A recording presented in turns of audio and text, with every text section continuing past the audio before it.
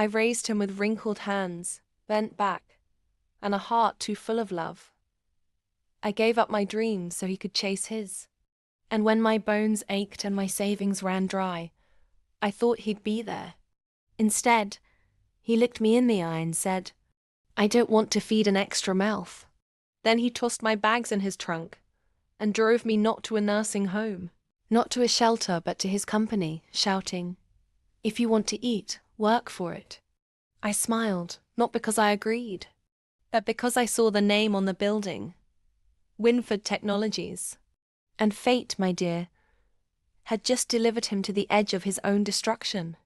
You see, 35 years ago, that company was mine. I was one of the original co-founders long before he was even born. But I sold my shares quietly after a betrayal by my business partner. I walked away, changed my name, and vanished into motherhood. I never told my son who I really was. As we walked into the building, he pushed me ahead like baggage, smirking at the front desk.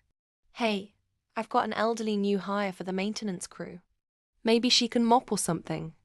The receptionist blinked. Then she looked at me. Really looked. "Is that Miss Ellen Whitmore?" she asked, standing up slowly. Whispers spread like fire through the office. Phones dropped. Heads turned. Moments later, the CEO himself stormed out of his glass office, sweat on his brow. He stared at me like he'd seen a ghost. "Miss Whitmore." "Ma'am, is it really you?" I nodded, and he turned pale. "I thought you were gone." I smiled. "I've just been watching." Then he looked at my son. "This your boy?" "My only child," I replied. Ungrateful, arrogant, thinks I'm just an extra mouth. The CEO didn't even blink. "You're fired," he told my son. My boy's jaw hit the floor. "What? For what?" The CEO didn't answer.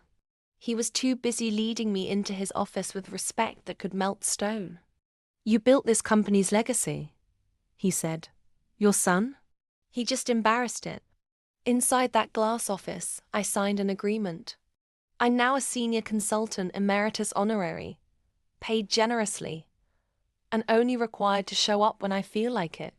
As for my son, he now bags groceries at the same store he once refused to buy me vitamins from. Revenge doesn't always need screaming. Sometimes it walks in smiling.